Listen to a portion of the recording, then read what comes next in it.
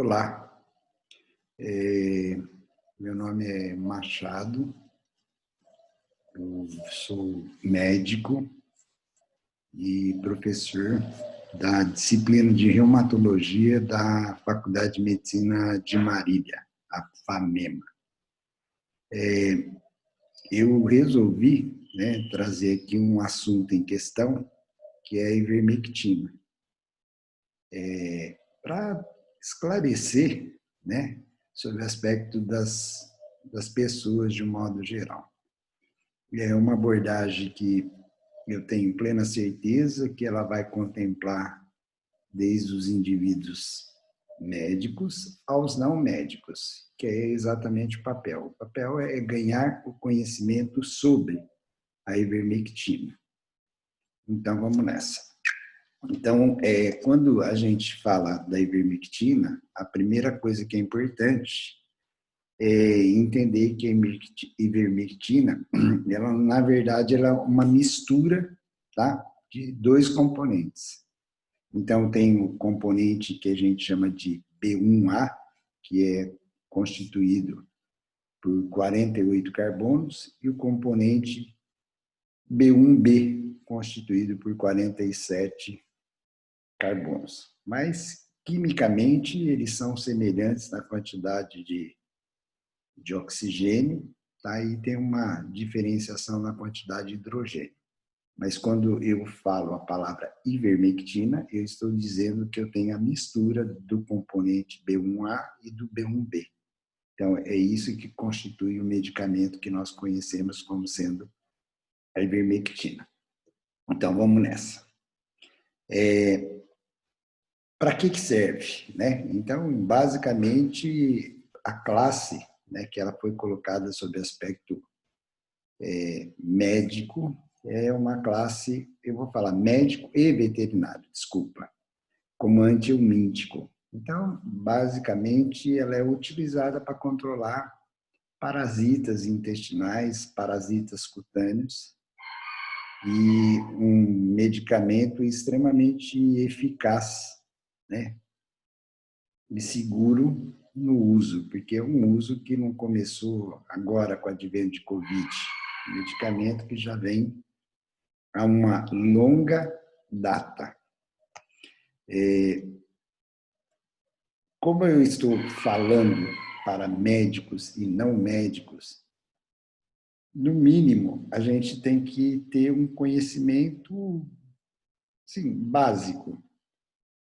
Eu estou aqui falando para vocês, na verdade, eu acho que todos nós temos entendimento que nós somos constituídos por uma estrutura elétrica extremamente complexa e de baixa voltagem.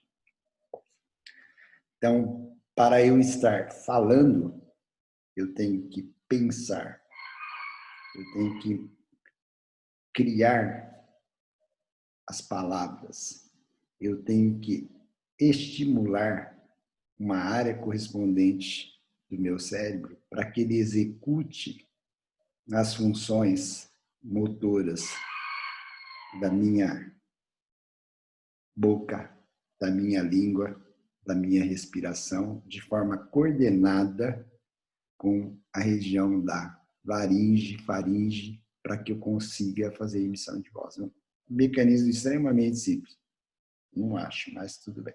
Eu acho complexo pra caramba. Às vezes eu tenho minhas dúvidas. Então, só para lembrar, para o impulso nascer aqui, e para ele chegar lá agora, se você mexer o seu pé, eu tenho uma célula, ou eu vou falar do jeito que vocês imaginam, um nervo que leva o impulso daqui até no dedão do pé que você está mexendo agora. E dentro desse nervo, o que eu tenho? Eu tenho estruturas menores, microscópicas, que nós chamamos de neurônios. Então, aqui eu estou representando esse bichinho amarelinho, aqui é o meio dele, o núcleo, aqui é o prolongamento dele, ele vai e solta um monte de raizinha aqui para encontrar um outro bichinho de outra cor, que solta outro prolongamento. Ou seja, isso aqui nós chamamos de um neurônio. Então, que é a célula, é a menor célula nervosa, se você pensar assim. É ela que transmite todos os impulsos nervosos pelos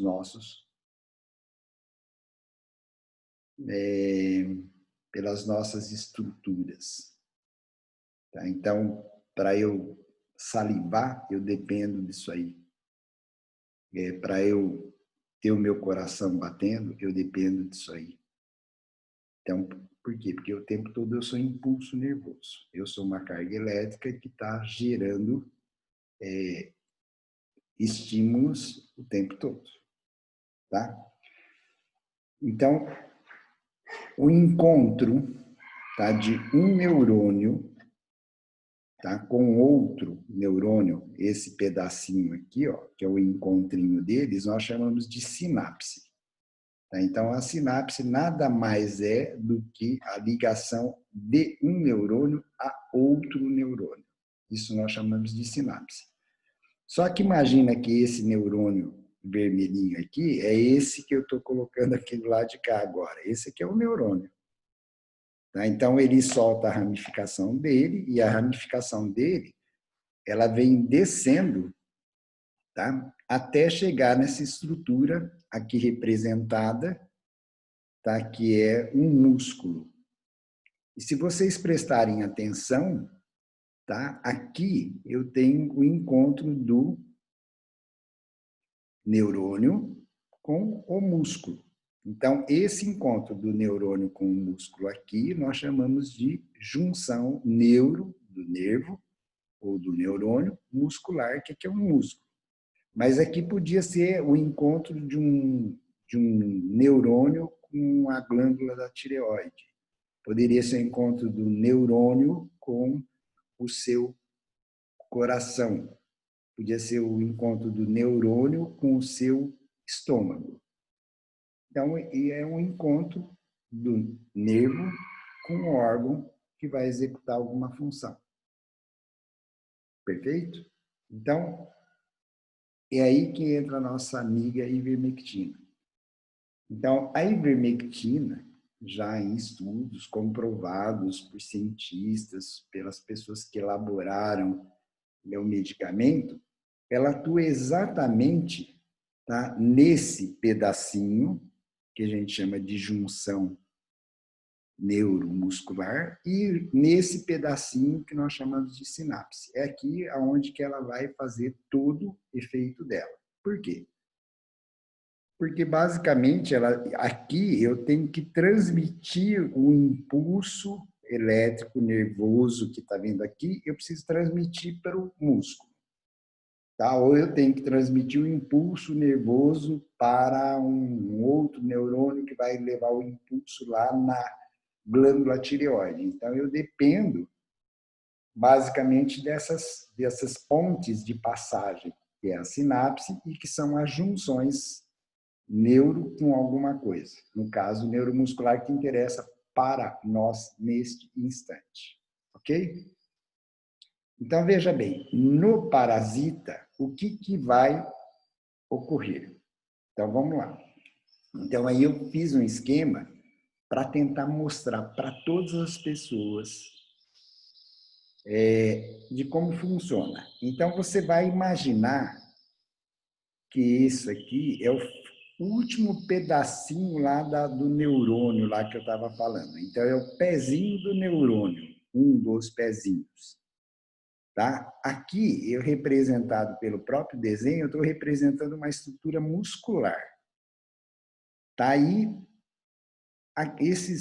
essa estrutura aqui, na verdade, são canais que eu coloquei de tamanho diferente, mas vocês vão entender por que eles estão de tamanho diferente. Eu não entendo de tecnologia de informática, mas eu consigo criar o meu pensamento aqui. Então, sempre assim, que eu imaginar esse fenômeno, eu tenho que imaginar essa situação. Imagina que do lado de fora do músculo eu tenho cloro. Tá? Então, por isso que é importante o tal do cloreto de sódio, que nós ingerimos como sal. Então, esse cloro, ele tenta entrar no músculo, mas ele não consegue. Ok? Então, ele vai ficar quietinho lá do lado de fora. Como é que ele consegue passar para dentro? Ele só consegue passar se esse canalzinho aqui, tá, que está fechado, que ele fique aberto. E aqui tem uma estrutura retangular, que é onde alguma coisa tem que ligar aqui para abrir o canal, para deixar o canal verde para permitir passagem. Então, como que Deus, né, cria isso? Nesse botãozinho aqui final, que é o neurônio, existe a formação de uma substância chamada de glutamato. Então, esse glutamato, ele vai sendo formado o tempo todo, ele vai sendo guardado em pacotinhos, em vesículas, né? Em caixinhas, tá? Em pacotinho, ele fica guardadinho ali. Aí, quando eu tenho um estímulo, tá? Que vem aqui por esse neurônio aqui, esse estímulo aqui expulsa esse glutamato para fora. Ele joga entre o botãozinho e a estrutura muscular. Então, é o encontro do nervo com o músculo. Aí, o que ocorre então? Então, esse glutamato, tá, que está aqui agora liberado, ele atua em cima desse que eu chamei de receptor. Então, ele vai lá e liga no receptor. Na hora que ele liga no receptor que estava fechado, ele abre o receptor. Então, consequentemente, o cloro que está aqui fora, ele vai conseguir entrar para o lado de dentro. E aí ele gera um fenômeno que na fisiologia nós chamamos de despolarização. Então, todo e qualquer fenômeno, função realizada no nosso corpo, ele tem mais ou menos esse mecanismo. Então, tem a participação. É que aqui, pontualmente, eu estou falando do cloro. Mas a participação é do sódio, do potássio e do cloro. Tá? Eles participam nesse mecanismo de despolarizar. Ok, então esse é o mecanismo normal. Aí, depois de um tempo, o próprio organismo ele restabelece o equilíbrio, tá? E ele pega todo esse cloro, leva para fora, se tiver sódio, leva para fora, que nós chamamos de repolarização, ou seja, ele volta lá no estado inicial.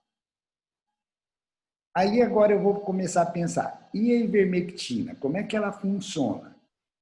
Então ela vai funcionar mudando esse mecanismo que está aí descrito. É só isso que ela vai fazer. Então, se de repente um impulso, tá, que apareceu aqui, tá, ele foi proveniente, tá, do botão, liberou glutamato agiu, deixou o cloro entrar e ele está despolarizando para que eu aumente a secreção salivar.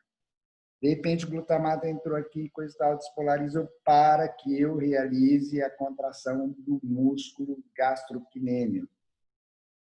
Então, ele vai estimulando isso aqui, mas só que eu estou imaginando que esse mecanismo está lá no parasita. Então, de repente, você imagina que um músculo, tá, ele recebe impulso para o parasita se movimentar, o parasita ter digestão, o parasita ter o coração batendo.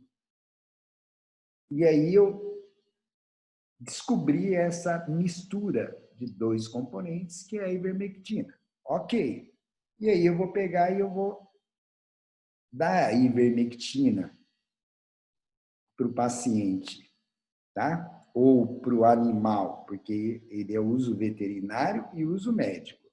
Então, a ivermectina, o que ela faz, basicamente? O efeito dela é extremamente simples se você analisar agora. Ela é dada via oral, ela cai na corrente circulatória, aí ela vai em direção ao receptor que está lá, o nosso amigo glutamato, e liga lá. O que ela faz? Ela só pega o canal que era desse tamanho e faz um canal ficar gigante, só. Mais nada. O efeito descrito é esse aqui. Então, o que vai acontecer? Aquele cloro que está lá do lado de fora, ele vai abrir o canal, quer dizer, então você vai aumentar a passagem de cloro para dentro da célula. Então, muito cloro vai entrando dentro da estrutura que foi mandada a informação. E isso gera um fenômeno que nós chamamos de hiperpolarização. Ou seja, eu não consigo mais despolarizar. Então, se a função era mexer o bracinho, na hora que hiperpolariza, o bracinho para de funcionar. Se a função era piscar o olhinho, ele vai parar de piscar. É isso que ele faz. Se você não tem movimento, você não se locomove, teoricamente, você vai ter dificuldade de sobrevivência, consequentemente, todos os fenômenos necessários para a manutenção da vida vão acabar e você vai morrer. Você não, né? Parasita. Ok? Esse é o mecanismo de ação da ivermectina, conhecido por todos nós. Ok? Aí é interessante eu só lembrar, a absorção da ivermectina é via oral, né? Então, você ingere, lá em região de duodeno, jejum e ilho, ele vai ser absorvido. Ele é absorvido pela mucosa intestinal, aí quando ele cai no sangue, aí tem uma proteína, que é a mais abundante proteína do sangue nosso, que chama albumina. Ele se liga à albumina, a albumina transporta. E o que é detectado é que você vai encontrar ivermectina que foi colocado lá no fígado e lá na gordurinha que a gente tem. Então, em gordura e fígado é onde é feita a armazenação. Perdoa, armazenamento, desculpa. A gente dá furo, eu não sou perfeito.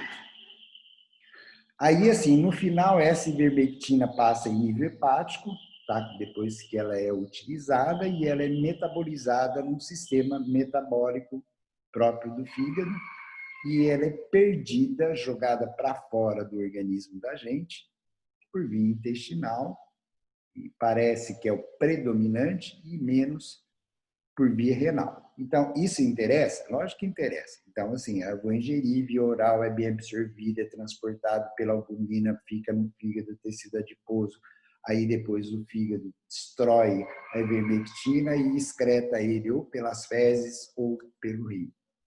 Beleza, acabou.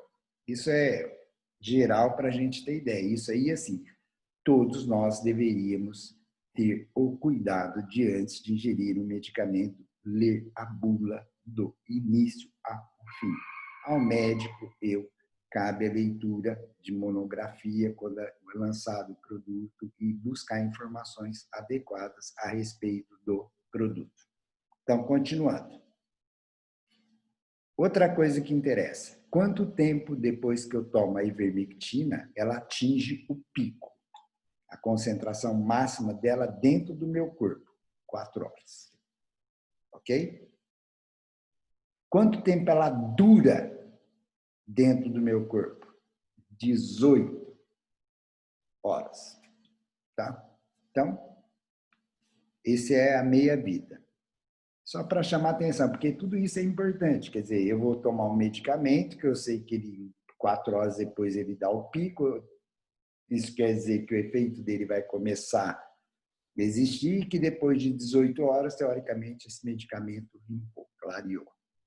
Perfeito. E aí vem a questão. A grande questão é essa. Quando você usa o medicamento, preste atenção ou pense se você nunca usou aquele medicamento e se você nunca teve reação. Porque as pessoas, às vezes, usam e depois apresentam alguma reação, no instante seguinte elas vão reutilizar o medicamento, aí eles são sensíveis, aí tem um grande problema, tá? Que é por causa dessa contraindicação. Então, tem que ter atenção. Por quê? Porque eu posso ter reação adversa um monte.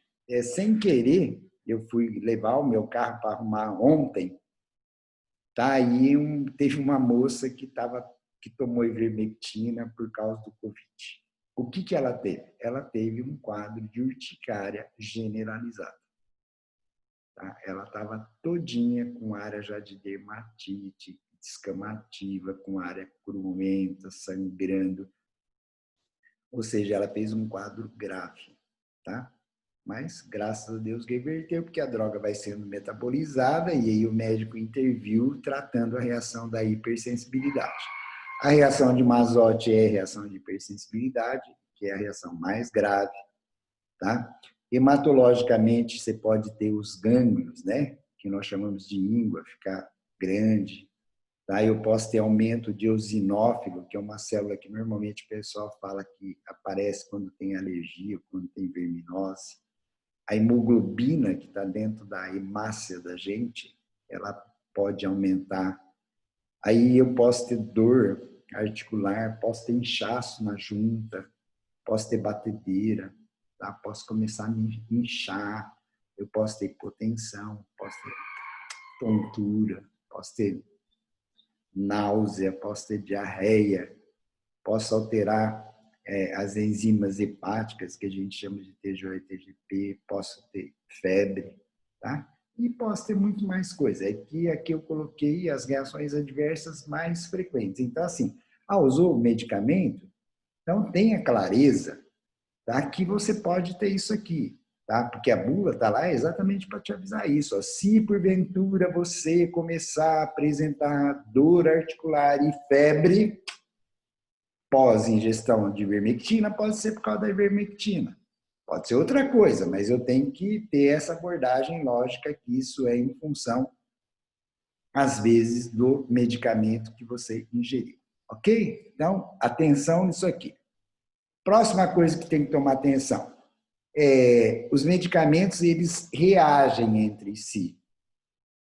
Ok? Então, você está tomando azitromicina e resolve tomar ivermectina. Isso aqui tromba, potencia efeito. De repente, você está tomando corticosteroide porque você tem uma artrite reumatoide, tá? Ou porque você tem uma asma e, pum, trombou, potenciou efeito. Então, tem que tomar cuidado. Então, ó, tudo medicamento que está aí é medicamento de uso corriqueiro. Azitromicina, complexo B, ácido acetil salicílico, valproato de sódio já é menos, porque é medicamento usado para crise convulsiva. A sulfa, eu vou falar o nome, que é o Bactrim, tá? A vitamina D, que hoje virou uma febre, tá? Então, se você for ingerir, o que é ideal? Suspende a vitamina D naquela semana e não toma. Não vai fazer osteoporose porque ficou uma semana sem vitamina D, não. A prednisona, que é o famoso corticosteroide, vitamina C, né? Paracetamol, medicamento analgésico, antitérmico. Vitamina K já é mais difícil, quem usa vitamina K, porque é mais por ingestão alimentar. Usar vacina de BCG, vacina de cólera, vacina de febre tifoide, ela dá uma alterada no efeito para mais. Tá? Então, os efeitos colaterais desse medicamento podem ficar mais fortes.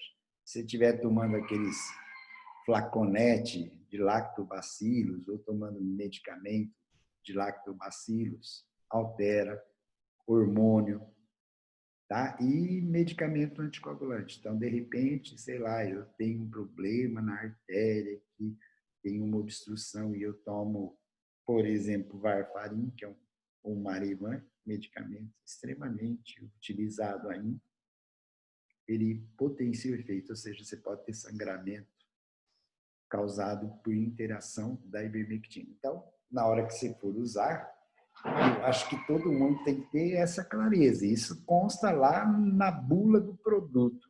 Não tem nada de que não está escrito lá. Isso está escrito, tá? E se pode ser até que tenha muito mais informações. E aí, vamos lá. A polêmica funciona no Covid?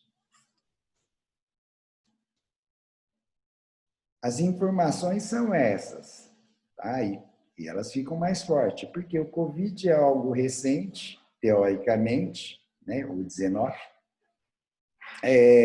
e todo mundo agora, os cientistas, graças a Deus, eles estão estudando, né? E cada dia mais informação vai chegando e vai polemizando. E a polêmica ficou muito maior nesse instante do mundo, é por causa da tecnologia que eu estou fazendo aqui agora.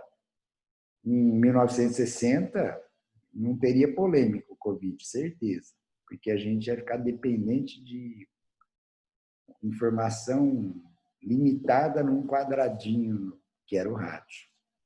Tá? Aí depois, com o tempo, a TVzinha. E aí hoje, basicamente, eu tenho a internet, eu tenho um mundo na minha mão. Então, aí a polêmica vai nascendo, porque todo mundo é capaz de fazer busca, todo mundo é capaz de encontrar informação.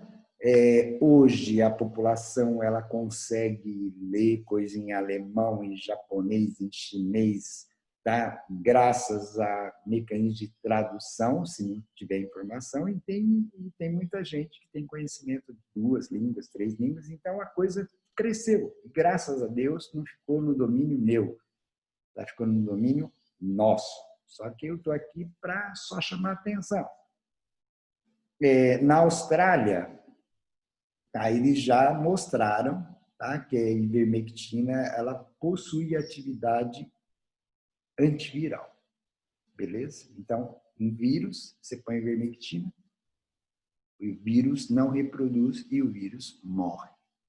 In vitro. In vitro é dentro de uma caixinha, dentro de um tubo de ensaio. Não é em mim, é no tubo. No tubo funciona, já é comprovado. Aí, logo embaixo, eu fui buscando leitura, eu não fui colocando tanta fonte, porque senão não acaba nunca. Eu preciso fazer teste em humano, tá? Não é nem de segurança, porque ele já é usado em nós. Então, não preciso ver segurança, eu preciso saber se é eficaz contra o Covid. Então, tem um grupo de cientistas fazendo trabalho. O FDA americano, tá? Ele aprova a ivermectina, tá? Ele diz, né? É verdade que a ivermectina in vitro, no tubo de ensaio, ela impede a reprodução do COVID, do SARS-CoV. Perfeito? E aí, assim, se vocês entrarem no site da Anvisa, tá? Que é a agência reguladora da liberação de medicamentos no Brasil, ela é contra o uso da ivermectina na Covid. Na verdade, não é a palavra contra, não, eles colocam contra, mas na verdade, assim, tá, eu não tenho evidências que demonstrem, tá, cientificamente, que a ivermectina funciona no Covid. É isso que eles deviam escrever. Então, nós não indicamos a ivermectina no tratamento de Covid. Poderia ser uma notícia mais ou menos assim. Então, vamos seguir. Aí eu, finalizando, né, o termo aqui, aí eu trombei com isso aqui. Num jornal do pessoal que eu até ouvi esse jornal nascer, né, de doença infecciosa, graças ao pessoal lá da Unesp de Botucatu, nasceu lá, eu vi esse trabalho, que eu achei interessante colocar aqui para mostrar. Então, eles colocam que a ivermectina, então aqui já é um mecanismo mais sofisticado, que a ivermectina é uma substância que ela bloqueia, que ela inibe o sistema de transporte que o COVID precisa para a sua duplicação. Então, tem uma proteína chamada de importina, ele bloqueia essa importina de trabalhar. E, consequentemente, o COVID dançou, o vírus dançou. Então, essa é a polêmica. Aí vocês poderiam fazer a pergunta, tá? Ivermectina tem evidências para COVID? Não.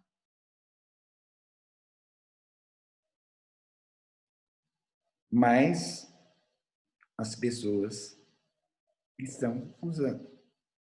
Por quê? Porque eu ainda não tenho evidências científicas. As minhas evidências são evidências in vitro e são evidências de experiências clínicas. Eu prescrevi o medicamento pensando em bloquear, tá, o COVID. Muito obrigado. Tá? Eu tive uma satisfação imensa, tá, de vir falar sobre a ivermectina. Eu acho importante, porque esse conhecimento ele é meu, seu e de todos nós. Tá? Valeu. Como eu disse, eu sou Machado, sou professor da disciplina de reumatologia. Fui coordenador de um centro de intoxicação durante 14 para 15 anos. Tá? E eu gosto de falar isso aqui. Muito obrigado. Valeu.